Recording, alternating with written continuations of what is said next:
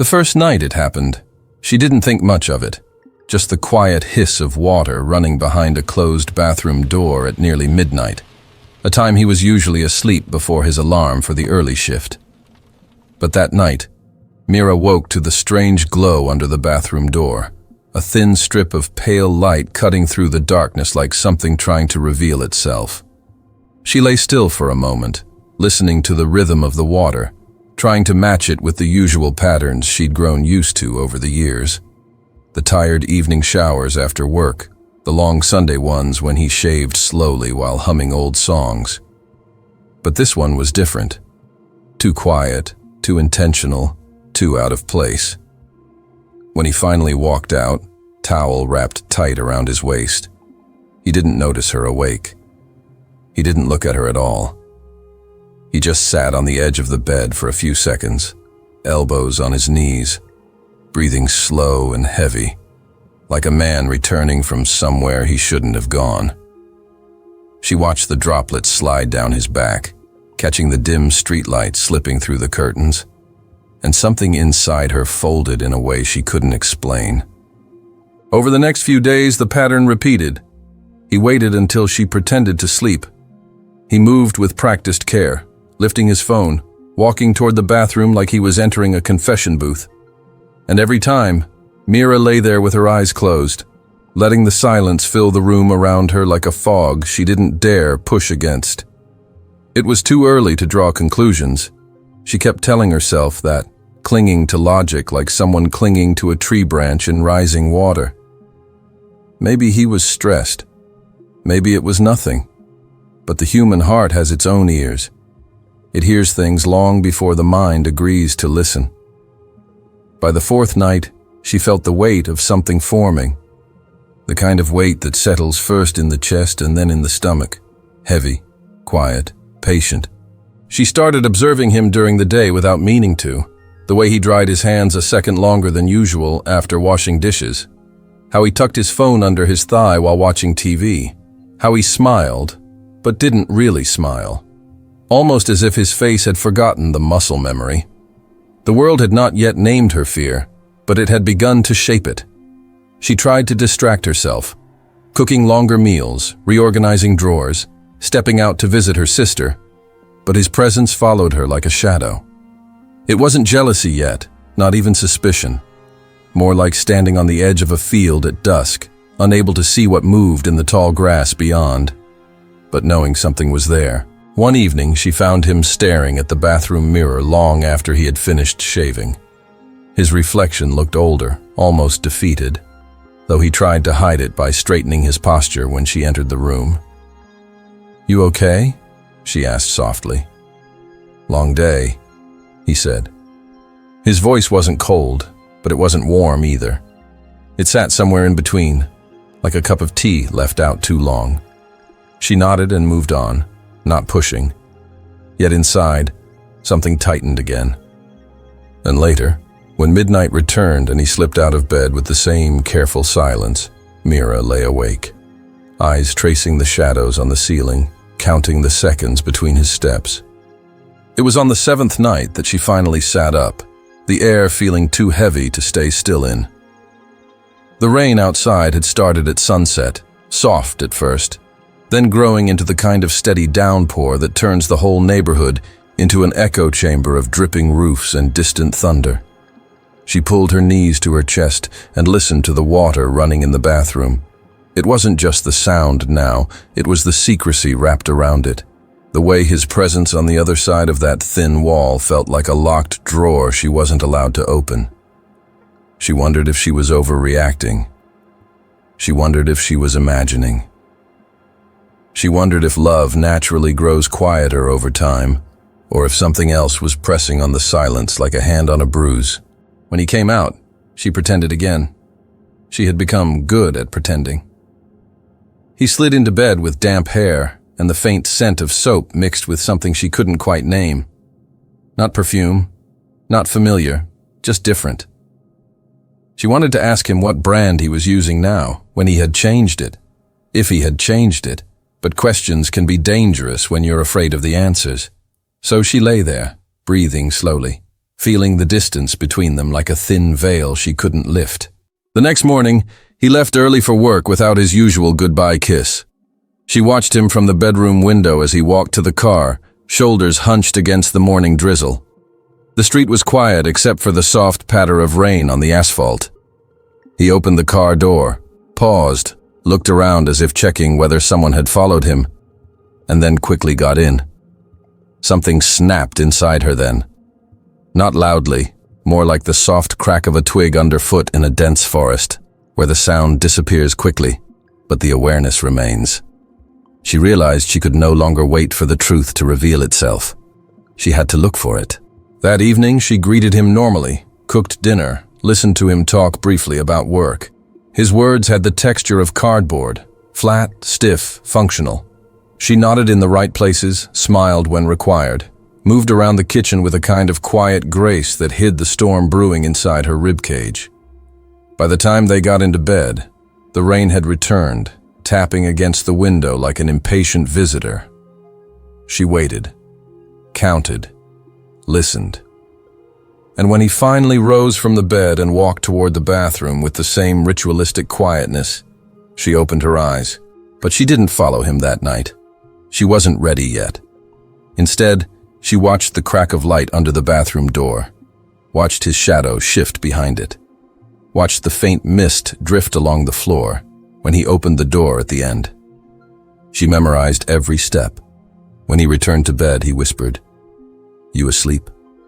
And Mira answered with silence. It was easier than words. 2 more nights passed. The distance thickened. The silence grew teeth. And on the 10th night, Mira made her decision. She waited until he entered the bathroom, waited until the water began to run, waited until the steam softened the edges of the doorframe. Then she rose from the bed, feet touching the cold floor, heart beating with a quiet, deliberate rhythm. She moved slowly, as if the air itself might betray her if she rushed. At the door, she paused and listened, not just to the water, but to what lay beneath it. There was a soft hum, a low voice, maybe his, maybe not. The tiniest shift of something like emotion slipping through the crack of the door. She didn't enter. Not yet. She simply stood there, hand hovering near the doorknob, breathing shallowly. She imagined opening it and seeing something she couldn't unsee, and the thought was enough to make her step back. Instead, she turned around, walked to the living room, and sat on the couch in the dim light filtering through the rain-soaked window. She stared at the quiet of the room, at the stillness of the furniture, at the faint reflection of herself in the glass. Small, tired, waiting. She didn't cry. She didn't panic. She just let the weight of uncertainty settle quietly across her shoulders like a shawl she didn't ask for. The next morning, she followed him to the car. Not visibly.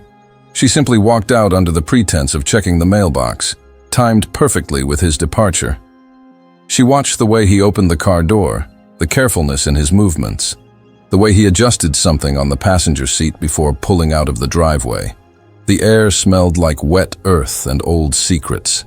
She wrapped her arms around herself, watching until his car disappeared around the bend. She didn't know what she was looking for, only that she was looking. That afternoon, she sat in the parked car after running errands, rain tapping on the windshield with a steady rhythm that felt almost hypnotic. She let herself sink into the driver's seat, fingers resting lightly on the steering wheel, the world outside blurred by droplets. She whispered softly, almost unaware she had spoken aloud. "What are you hiding from me?" The question hung in the air like a visitor with no face.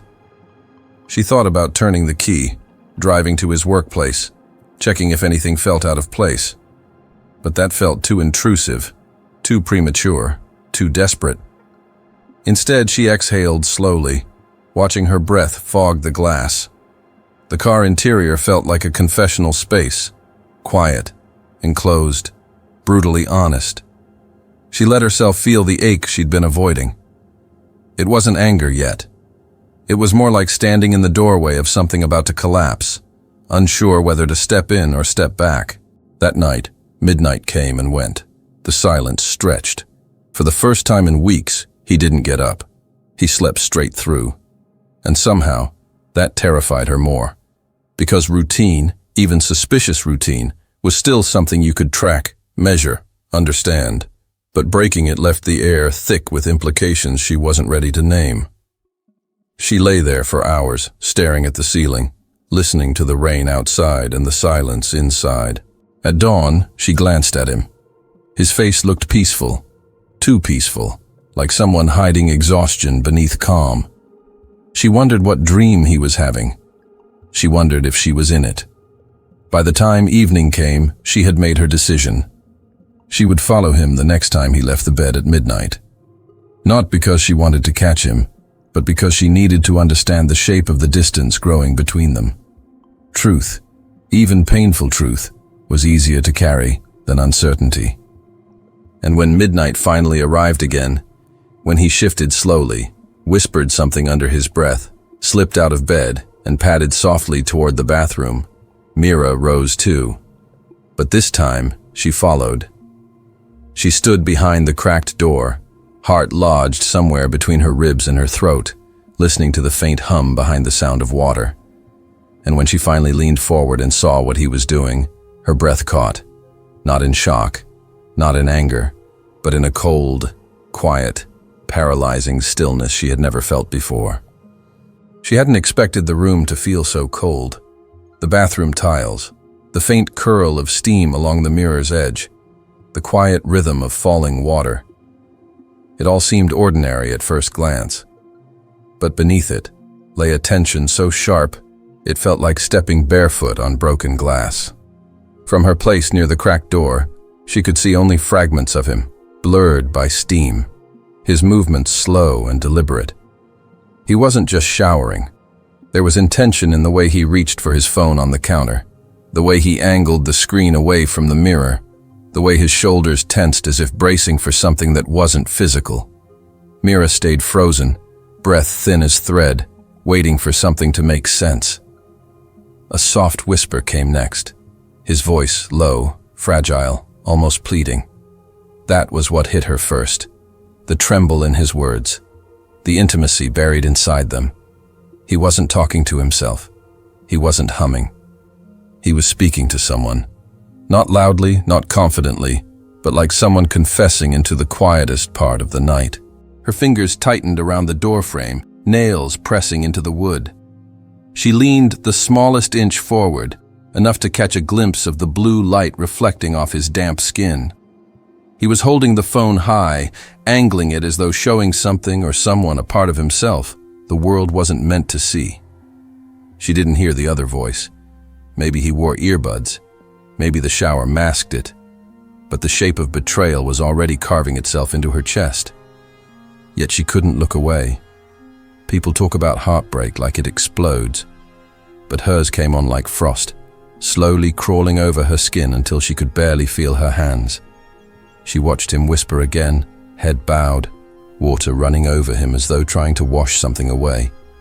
He lifted his hand to his face, covering his mouth in a way she recognized. It was his guilt tell, the little gesture he made whenever he felt caught. But he didn't know she was there. And somehow, that made it worse. She stepped back before she made a sound. The hallway felt darker than the room, the air heavier, like the walls themselves had heard everything and were trying to hold their breath. She moved slowly, the floorboards pressing cool against her feet, and returned to the bedroom. The silence wrapped around her like a second skin.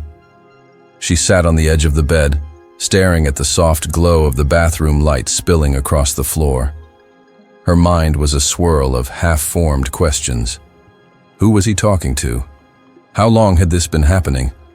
What did he carry inside those midnight showers that he couldn't share with her? She didn't cry. The tears sat somewhere distant, locked behind a wall she couldn't yet climb. Instead, she just listened to the water until it stopped, listened to his quiet footsteps returning, listened to the soft rustle of the towel, the slight hesitation in his steps as though even he sensed the shift in the air. When he slipped back into bed, she kept her breathing steady. He didn't touch her. He just lay there, facing the ceiling, eyes open. She could feel it. His silence wasn't peaceful. It was strained, tense, filled with the ghost of the conversation he had just ended. She felt him glance at her, the weight of his stare brushing against her cheek, and she forced her eyelids not to flicker. After a few minutes, he turned away, curling slightly toward the edge of the bed. The room felt colder with his back to her. She lay awake until dawn, not blinking, not shifting, her body stiff, her thoughts restless and loud. By morning, she felt like she had aged months overnight. He moved through the house differently that day, too careful, too quiet, as if his guilt had grown limbs and followed him. He didn't meet her eyes over breakfast. He ate quickly, barely tasting the food, and kept adjusting the phone in his pocket, the same pocket he guarded now with nervous fingers. When he finally left for work, she watched him from the window again, watched him pause by the car door, glance around, then slip inside as though entering a second life. The engine hummed, the car pulled away, and the emptiness that settled in the driveway felt heavier than anything she'd felt before. She didn't chase after answers immediately. Instead, she sat in the quiet kitchen, hands wrapped around a warm cup of tea she didn't drink, letting the hours sift slowly through her fingers. The whole house carried the echo of last night, the faint smell of his new soap lingering in the air, the towel still slightly damp on its hook, the mirror fog mark still drying. She walked into the bathroom and stood exactly where he had stood, looking at her own reflection through the fading steam. She placed her hand on the cold counter where he had set his phone, trying to feel some imprint of truth left behind in the surface. Of course, there was none. By afternoon, the rain had begun again, soft at first, then turning heavier. She sat in the car, engine off, watching the raindrops slide down the windshield.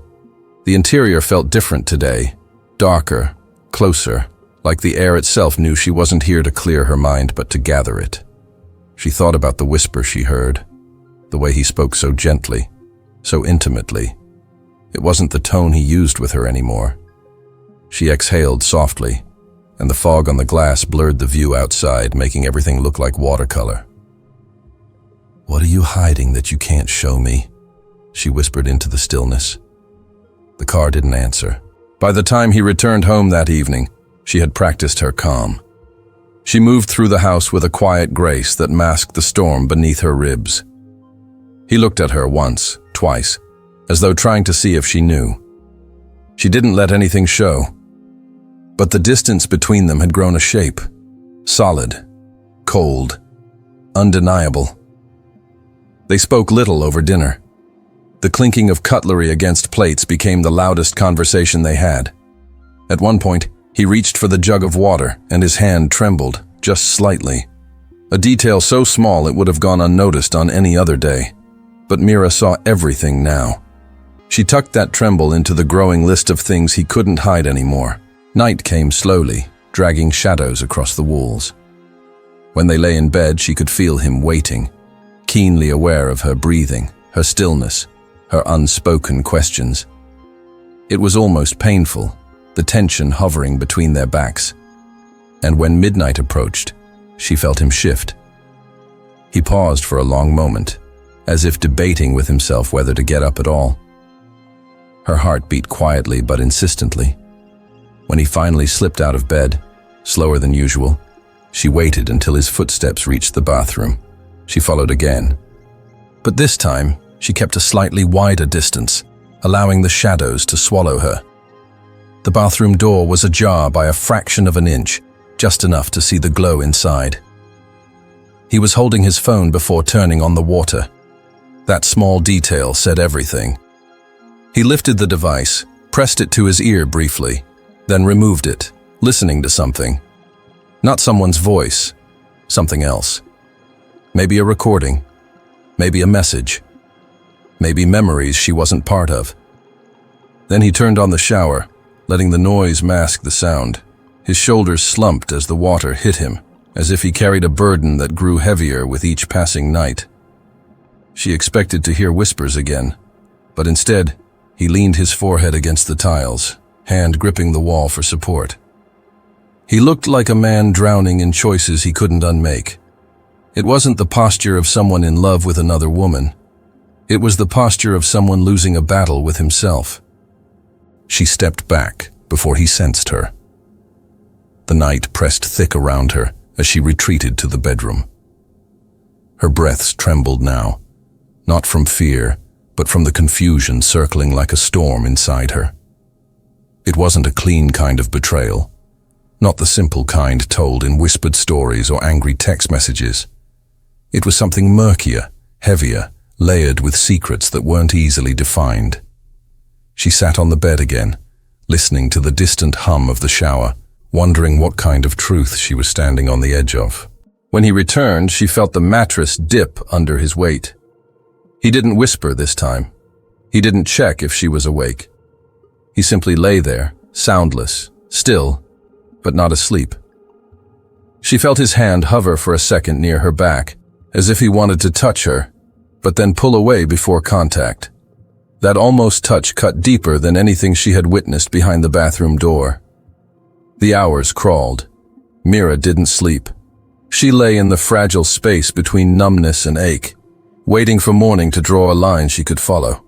When it finally came, pale and muted through overcast skies, she stepped out of bed first. She moved around the room in a slow, deliberate rhythm, knowing he watched her through half-open eyes. She didn't meet his gaze. She simply walked to the window and looked out at the gray world outside, rain gathering again on the edges of the glass. She felt him rise behind her, felt the air shift as he approached, but she didn't turn.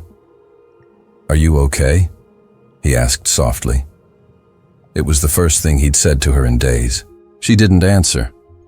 Not because she wanted to punish him, but because she didn't know what version of the truth her voice would carry. He waited, then stepped back, defeated. Later that day, she found something she hadn't been looking for. It wasn't hidden deeply, just a small receipt tucked inside his jacket pocket, slightly damp from the rain he had walked through. A place she didn't recognize. A timestamp matching one of his shower nights. Her fingers trembled as she held it, the paper soft between her fingertips. The truth was getting closer, but the shape of it still hid in the shadows. The receipt stayed in her hand longer than she expected. A small, insignificant piece of paper to anyone else, barely smudged ink, a short list of items, a location printed at the top. But to Mira, it felt like holding the loose thread in a tightly woven fabric. One pull and everything could unravel. She sat on the edge of the bed, turning it over slowly, feeling the texture soften beneath her fingers. The timestamp stared back at her like an accusation. Midnight. A purchase made far from the route he usually took, near a part of town he rarely mentioned. She whispered the name of the place under her breath, testing the way the word felt in her mouth. It tasted unfamiliar, detached, wrong. She folded the receipt once, twice, then slipped it into her palm and closed her fist around it. He came home that evening with the same quiet restraint. A man shaped by caution, a man dragging secrets behind him like weighted chains. They moved around each other in the kitchen, a dance of small, unspoken distances. He washed his hands at the sink, rinsing longer than necessary, as if trying to erase something that clung to him. She chopped vegetables mechanically, each slice a steady rhythm in the stillness. The rain outside had grown heavier, turning the windows into sheets of blurred silver. When thunder rolled softly across the sky, the sound pressed into the silence between them. At dinner, he tried to speak. Small attempts, trivial topics, surface-level gestures of normalcy, but his voice cracked on the simplest words, like he was losing fluency in the language of their marriage. She nodded when required, her face calm, her tone gentle, but her eyes held that quiet distance he couldn't read. He studied her once, twice, longer than he intended. She felt the weight of his confusion, but she gave him nothing more than the soft clink of her fork against the plate. By the time night came, the air in their bedroom felt saturated with unsaid truths. He lay on his side, facing the wall. She lay on hers, staring at the ceiling, watching faint shadows rise and fall with the passing headlights outside. Midnight came, but he didn't move. She waited, breath steady, hands clasped under the sheets. He breathed differently now, shorter, uneven, like someone trying to control the pace of his own guilt. She wondered if he felt her watching him. She wondered if he would break the ritual again. But an hour later he rose quietly, slower than before, as if reluctant to admit to himself that he couldn't resist the pull. He slipped out from the covers, padded across the room, paused near the bedroom door, then continued to the bathroom. The light came on. The water followed. She waited until the rhythm settled, then stepped out of bed with the softness of someone approaching a fragile truth. This time, she didn't stop at the cracked door. She moved closer, letting the faint steam brush against her skin, listening for his voice. But what she heard wasn't whispering. It was a low, shaky exhale, a kind of suppressed sob woven beneath the water. She froze. The shower hissed on, and for a moment she thought she imagined it. But then it came again. A soft, uneven breath pulled tight with emotion he never showed in daylight. She dared to lean a little closer, and through the steam-blurred glass, she saw the outline of a man holding his shoulders with both hands, head bowed not in secrecy, but in grief. Her chest tightened. A different kind of fear replaced the one she carried for nights. This wasn't the posture of a man celebrating some forbidden affection. It was the posture of someone unraveling, someone holding pain alone. She stepped back silently, her heart beating with confusion rather than anger. Went to bed again. Lay down in the dark with questions shifting like shadows across the ceiling. When he returned, she didn't pretend to sleep. She kept her breathing real, uneven, unsure. He lay down slowly as though afraid to disturb her, and after several minutes, he whispered her name. "Mira?" She didn't answer. Not because she wanted to punish him, but because she wasn't ready to hear his voice tremble with truths she didn't yet understand. He turned onto his back, exhaling shakily. It took him longer than usual to fall asleep. In the morning, she rose before him. She walked to the living room, sat on the couch by the window, and let the pale gray light touch her face. The rain had quieted to a soft drizzle. She took out the receipt and placed it on the coffee table, staring at the ink until it blurred. When he finally entered the room, his footsteps hesitated at the doorway. She didn't look up. He saw the receipt. She heard the shift in his breathing. Gravity changed in the room. He picked it up slowly. "Where did you—" His voice cracked before he could finish. She stayed quiet. He sat opposite her, elbows on his knees, hands clasped as if holding something fragile. The ticking clock on the wall filled the silence. Then he whispered, "Mira, it's not what you think." She finally looked at him, not with anger, with a steady, searching gaze. "What is it then?" His lips parted, then closed again. He lifted the receipt, looked at it as though hoping it would rewrite itself. When he spoke, his voice was small. "I go there to breathe." It was the last thing she expected. "What do you mean?" He rubbed a hand across his face, the gesture heavy, tired. I needed somewhere to go, somewhere that wasn't work, or here, somewhere I could sit for a few minutes and not feel like I'm drowning. The confession didn't match the midnight whispering she'd heard, or the phone, or the shower, or the trembling. It felt incomplete, edited. She leaned forward slightly, studying him, the dark circles under his eyes, the way he couldn't hold her gaze for more than a second, the trapped stiffness in his shoulders. "Tell me the truth," she said softly. He met her eyes briefly, and she saw something dark, unsteady, flicker across his expression. But then he shook his head. "I can't," he whispered. "Not yet. The words struck deeper than any accusation. Not yet. A promise of revelation, but also a delay filled with shadows.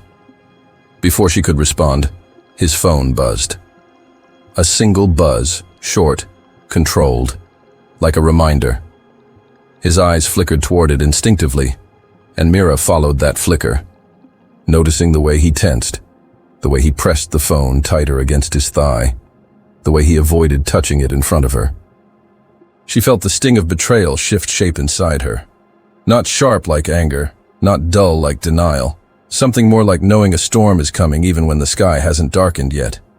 Later that afternoon, when he left for work, she made a decision she never thought she would make. She would go to the place on the receipt, not to accuse him, not to catch him, but to understand what could pull a man away from his marriage. What could make him whisper into the steam at midnight? What could make him hide grief behind the sound of running water? When she arrived, the rain had turned the roads into reflective streams, every passing car casting blurred streaks of light across the pavement. The place wasn't a restaurant or a hotel. It was smaller, dimly lit, tucked between two larger buildings. A sign above the door flickered weakly, half the letters unlit. Inside, it smelled faintly of warm tea and old wood. A few people sat quietly at corner tables. It wasn't a place for secrets or affairs. It was a place for silence, for people carrying things they couldn't voice. She asked the woman at the counter if she knew him, showed his picture discreetly. The woman's face softened. He comes sometimes, sits in the corner there. She pointed to a small table by the window. Doesn't talk much, just holds his phone. Sometimes he cries. The word struck Mira like a gentle but devastating blow. Cries. She stared at the empty table, imagining him there, alone, hunched over, trying to hold himself together. Something was wrong, deeply wrong. And whatever truth she had feared all these nights, it was shifting into something she didn't recognize. When she returned home that evening, the house felt heavier, quieter, more fragile. She stood in the doorway, staring at the shadows stretching across the floor, listening to the low hum of the refrigerator, the ticking of the living room clock. She knew now that she wasn't chasing a cheating husband. She was chasing a breaking one. And she didn't yet know which truth would hurt more. The house felt different that night. Not in the obvious ways. Nothing was out of place. No objects had moved. No doors left ajar. But the air carried a weight that pressed softly against her skin. Mira stood by the window for a long time, watching the last traces of rain gather on the glass, the street lamps stretching thin lines of gold across the wet ground. The quiet felt like a held breath. When she finally heard his car pull into the driveway, she didn't move right away. She let the sound seep into her, let the familiar hum of the engine anchor her to the moment, because she knew something was coming. A shift. A truth. Maybe even the collapse of something she once believed was solid. His footsteps approached the house slowly, almost reluctantly, as though he knew the night wouldn't end the way the previous nights had. When he opened the door and stepped inside, he paused, sensing her in the dim room. For a moment, they simply absorbed each other's presence in the stillness, two people orbiting around a wound neither could see clearly yet. He walked toward her with careful steps, hands loose at his sides, shoulders slightly slumped as if carrying a fatigue that had lived inside him for far too long. She turned to face him, the faint light from the window slipping across his face, revealing the exhaustion etched into his expression. His eyes held something raw, fear, sadness, hesitation. She wondered how long he'd been preparing for this moment, how many times he'd practiced a truth he couldn't bring himself to speak. They stood inches apart, close enough to feel the warmth of each other's breath. But the distance between them wasn't measured in space. It was measured in secrets. He swallowed, looking down briefly before lifting his gaze again, and Mira waited, not with anger, not with accusation, but with a kind of quiet bravery that softened the air between them. "I know you followed me," he whispered, his voice fragile in a way she had never heard from him. She didn't deny it. She didn't apologize. She simply breathed in, steady and calm, because this was the moment the fog would finally begin to lift. When he motioned toward the couch, she followed him, sitting at the far edge first before moving closer, letting the silence guide her. He leaned forward, elbows resting on his knees, his hands loosely clasped together. She noticed the way his fingers trembled, the same tremor she'd seen when he reached for the water jug days ago. He took a long breath, looked at his hands, then at her. "I didn't want to involve you," he said slowly, as though each word carried a heavy edge. "I thought I could carry it alone. I thought I could make it go away on my own." She studied him carefully, her heartbeat steady but alert. Make what go away? The question hung between them like a fragile thread. He closed his eyes briefly, and when he opened them again, they glistened. Not with tears yet, but with a kind of weary surrender. He told her then, not with dramatic confessions or grand gestures, but with quiet, trembling honesty, that the phone calls weren't to another woman. They were to a counselor, someone he'd found in secret after months of carrying a kind of sadness he couldn't name without shame. He had been drowning in a quiet grief no one saw. The midnight showers weren't a place for hidden romance, but a space where he could let the tears fall without being heard. The late-night whispers were his attempt to speak about the heaviness in his chest, the weight of expectations he had failed to meet, the gnawing fear that he wasn't enough, for his job, for the world, and worst of all, for her. When he described the nights he sat in the dim cafe, holding his phone, trying to steady his own mind, Mira felt her own breath catch. She had expected betrayal, but betrayal of the heart, not of the self. It took him a long time to say the words plainly, but when he did, the simplicity of it settled over them like fog. "I didn't want you to see me breaking." Her chest tightened with a new kind of ache, gentler and deeper than anger. She let the truth settle into her slowly, letting each part of his confession sink through the layers of suspicion she had been carrying. The grief in his voice didn't sound rehearsed, and the vulnerability in his posture didn't feel like a lie. She leaned back, letting the weight of his words echo inside her. For a long moment, neither of them spoke. The house seemed to hold the silence with them, breathing softly as if relieved that the truth had finally been spoken. She touched his hand then, lightly, without force, just to let him feel her presence. He flinched at the contact, not out of fear but out of surprise, as if he had convinced himself he no longer deserved to be touched gently. When she finally found her voice, it wasn't sharp or demanding. It was low, steady, threaded with the quiet empathy she hadn't known she still carried. "Why didn't you tell me?" He faced her, eyes dark with regret. "Because I didn't want my burden to become yours. And because I thought, if you saw me like that, you'd see me differently." His voice wavered, maybe even stop loving me. The confession landed like a soft but devastating impact, reshaping everything she thought she knew about their drifting distance. She drew a slow breath, feeling the sting of her own misunderstandings. For nights, she had watched him through shadows and steam, believing she was witnessing deceit. But what she had really seen was a man folding himself into smaller pieces, trying to disappear into the quiet parts of the night, so she wouldn't have to hold his brokenness. Still, there was one truth she couldn't ignore. "You shut me out," she whispered, not accusing, just acknowledging the wound. "You built a world at midnight where I wasn't allowed." He nodded, closing his eyes as though bracing for what she might say next. She didn't continue. Instead, she let the weight of that truth rest between them, because healing didn't begin with immediate forgiveness. It began with understanding. He leaned back against the couch, running his hands through his hair, exhaling shakily. "I know. And I don't expect you to forgive me quickly. I just..." I needed you to know it wasn't someone else. It was me.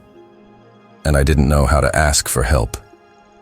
The words softened something inside her, the part of her that had been curled tightly in self-defense. They sat for a long time in that dim living room, the only sound the faint whisper of drizzle tapping against the window. The night no longer felt like a threat, but a blanket slowly settling around them. Eventually, she rested her head against the couch, letting her eyes drift closed for a moment, gathering herself. When she opened them again, he was watching her, not with fear this time, but with a kind of tentative hope, as though he wasn't sure if he was allowed to meet her gaze yet. "I don't want midnight to be your hiding place," she said quietly. "Not from me." His eyes softened, and a single tear slipped down his cheek. Not dramatic, not loud, just a quiet release of something long held. He didn't reach for her immediately. He didn't move closer or try to bridge the distance too quickly. Instead, he let the moment breathe, letting her decide how close she was willing to come. After a long pause, she slid an inch closer, not enough to erase everything, but enough to say she wasn't walking away. He mirrored the movement, hesitant but hopeful. Their shoulders brushed, a small, fragile connection, a promise to try. They stayed like that until the clock read well past midnight, the space between them warming slowly, like dawn beginning to seep into the darkest corner of a room.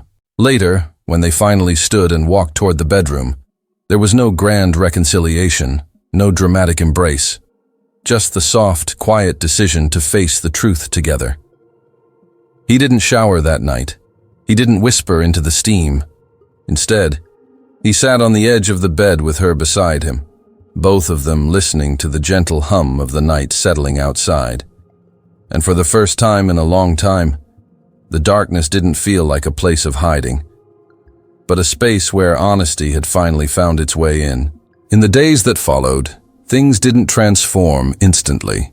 There were still quiet mornings, still awkward pauses, still moments where he looked away too quickly, still moments where she found herself replaying old fears. Healing wasn't a single step. It was dozens of small, uncertain ones. But each night, when he reached for her hand, even lightly, even just to feel her presence, she didn't pull away. And each time she asked him how he was, not in passing, but with intention, he answered more honestly than the day before. One evening, weeks later, they sat in the car outside a small cafe, the same one she visited alone that rainy afternoon. The sky was overcast again, raindrops sliding slowly across the windshield, blurring the city lights outside. He gripped the steering wheel gently, staring ahead, and she watched the subtle rise and fall of his shoulders. "I want to stop hiding there," he said quietly. "But I don't think I'm ready to stop going yet." She nodded, understanding more deeply now. Healing didn't mean abandoning the places that held your pain. It meant learning how to walk out of them with someone beside you. She placed her hand over his on the wheel, their fingers interlacing slowly, deliberately, a soft reminder that she was still here. He turned to her, and in the dim interior of the car, with the rain wrapping around them like a hush, his eyes held something she hadn't seen in a long time. Not the weight of secrets or the hollow of fear, but a small, steady spark of return. "You don't have to be perfect," she whispered. "Just don't be alone." He exhaled, the sound trembling with relief. Outside, the rain softened, the windshield clearing just enough for them to see the blurred outline of the world waiting beyond the glass. She knew there were still storms ahead, quiet ones, heavy ones, nights where shadows would still gather at the edges of the room. But there was something different now. A door no longer closed, a truth no longer hidden, a man learning to breathe again, a woman learning to trust again. And as they sat there, hands entwined, rain slipping slowly down the glass, Mira realized that the final truth she had feared wasn't betrayal after all. It was the fragile, painful, deeply human truth that the person she loved had been fighting a silent battle she couldn't see. And now, finally, he wasn't fighting it alone.